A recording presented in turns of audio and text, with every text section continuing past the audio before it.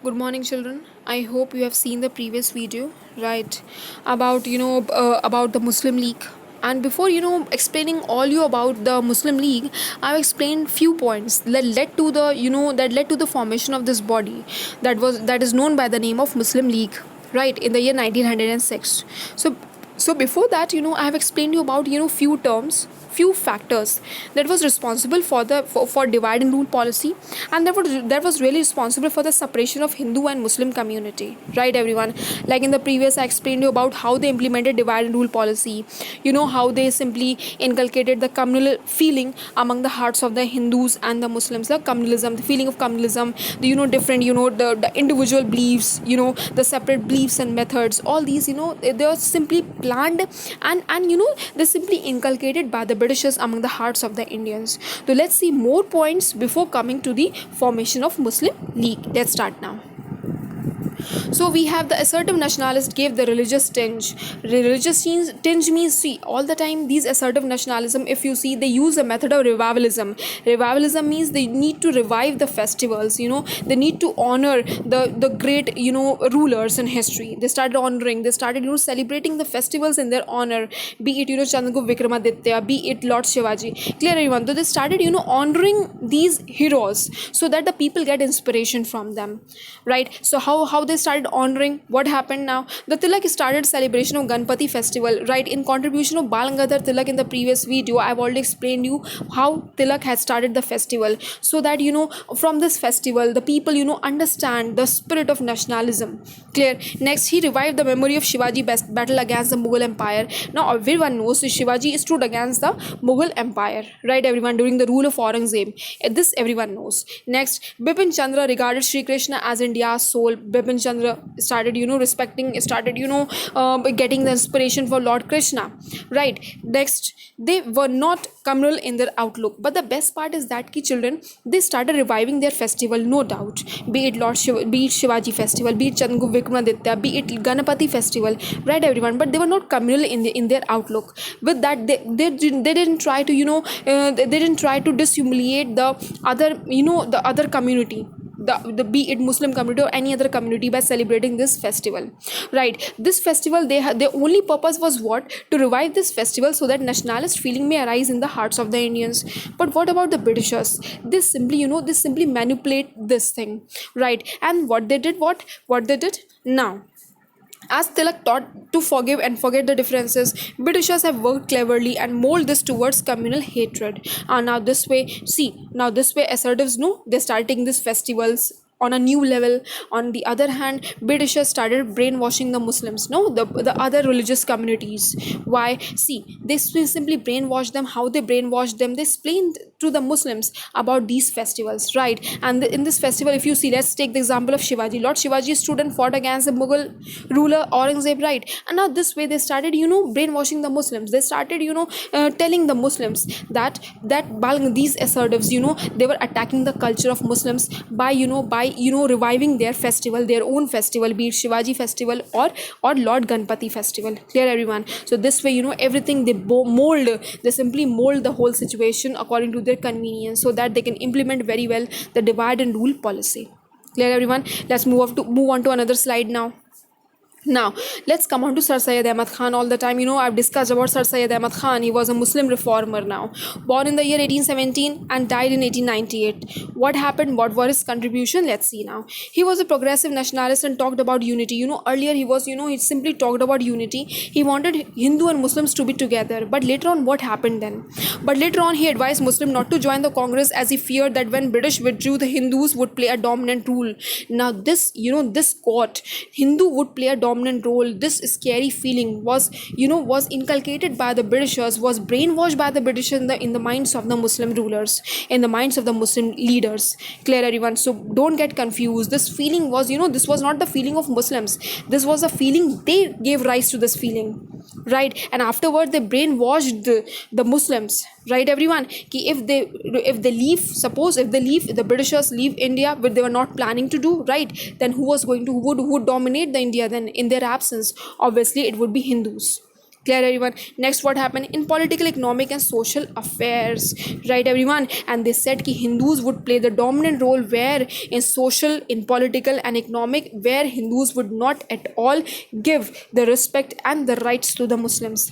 Right, everyone? This sort of attitude, this sort of brainwashed, this sort of divide and rule, they played with the Hindus and the Muslims, and they simply create the scary feeling among the hearts of the Muslims against the Hindus.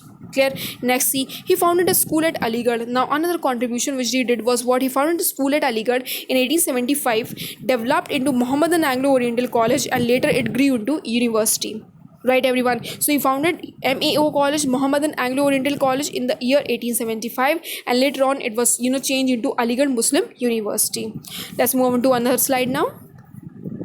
Now, objectives of establishing the college. Now, what was the objective of establishing the college now, children? To popularize the scientific and Western learning among the Muslims now. Now, with this college, what Sir Syed did was what he really wanted to, wanted his community to be forward, right? Because they have to become in competition with the other communities, right? So what they did, what Sir Syed Ahmed Khan did, he simply, introduced the subjects, the Western subjects, along with the Islamic subjects, along with Islamic education. Clear? The center of a movement, and later on came to be known as Aligarh, as I told you. And next, here the main objective, always children try to listen now, the main objective he simply kept for the formation of this university was what? To promote loyalty towards the rulers, and on one condition he said, we have to be loyal towards the Britishers. And children, this only the Britishers wanted. This, the loyalty on the part of Muslims towards the Britishers, this only they wanted, the Britishers. The more separation on the part of Muslims, right, from the Hindus, the more survival, the more rule they would be doing in the future years. Clear, everyone?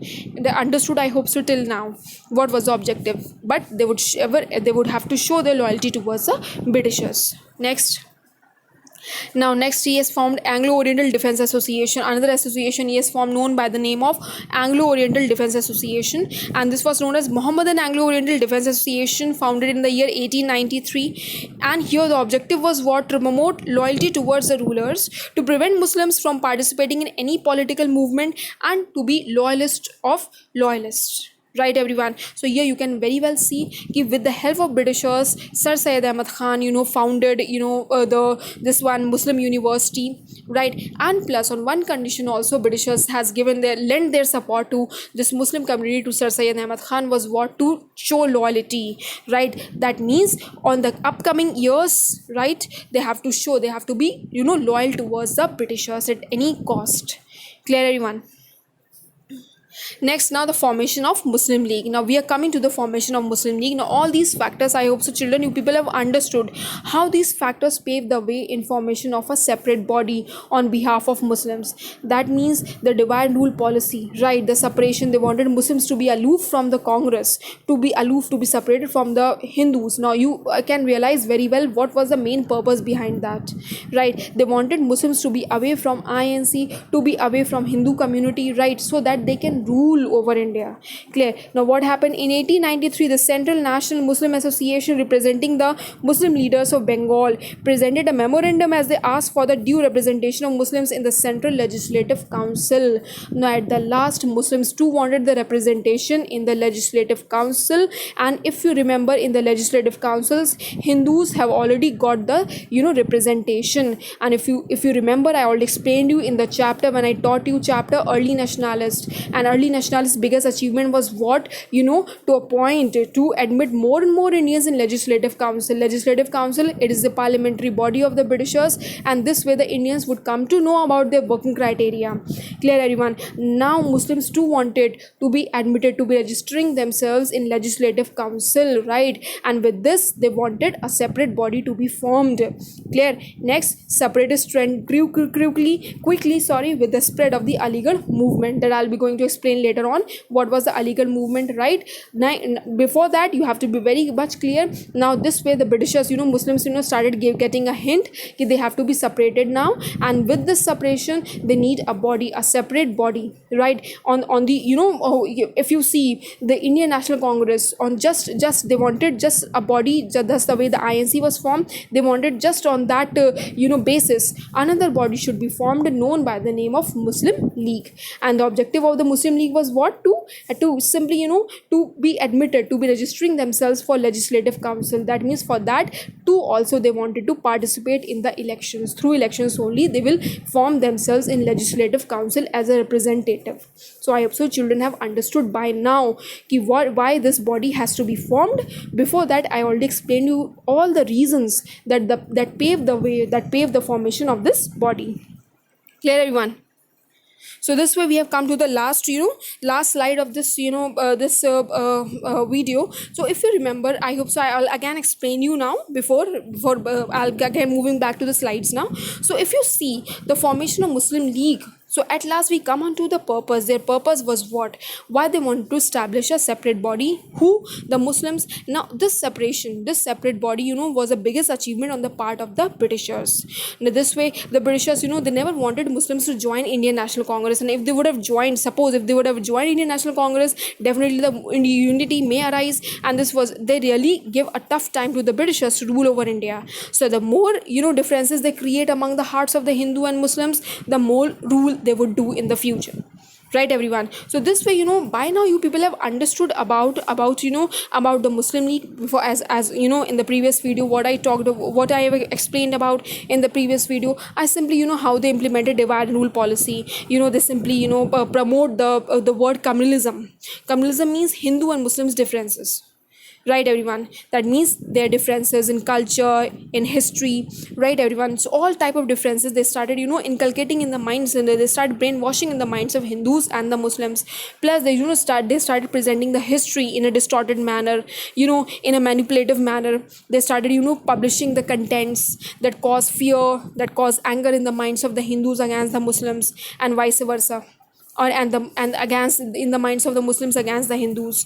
Clear, everyone? So this way, they wanted a separatist trend. That means they wanted a separation of Muslims from this community, right, everyone? And at last they achieved in their purpose. And this way, at last, in the year 1893, the Central National Muslims Association, right, representing the Muslim leaders of Bengal, and at last they presented a memorandum means they filed the petition, right, everyone? What happened? As they asked for the due representation of Muslims in the Central Legislative Council. In the Legislative Council, everyone knows the council, the body, the parliamentary body. Now they too wanted a representation, right, everyone? And this way, if you see, separatist trend started growing quickly with the spread of the Aligarh movement. And Aligarh movement, obviously in the coming videos I'm going to explain you what was the Aligarh movement, right, and what was the Hindi-Urdu controversy. Till then you have to listen to all these videos, previous videos as well, the current videos, so that you can understand what is it all about. Clear, everyone? So we have, if you see here, so we have this as this one, Muslim League. Here, if you see again, the assertive nationalists gave the religious tinge, right? They started reviving their own festivals. Then if you see Sir Syed Ahmed Khan contributions, what contributions he has founded Muhammad and Anglo-Oriental College. Clear, everyone? The objectives of establishing the college was what? To promote loyalty, right, everyone? To promote loyalty towards the rulers. Clear, everyone? Then Anglo-Oriental Defense Associations, right? Here also the same, another associations founded by Sir Syed Ahmed Khan. They wanted to prevent Muslims from participating in any political movement. They were loyalists of loyalists. Clear? Then how come the formation of Muslim League at the last? So I hope so people have understood by now what is it. Clear? Okay, till then, thank you.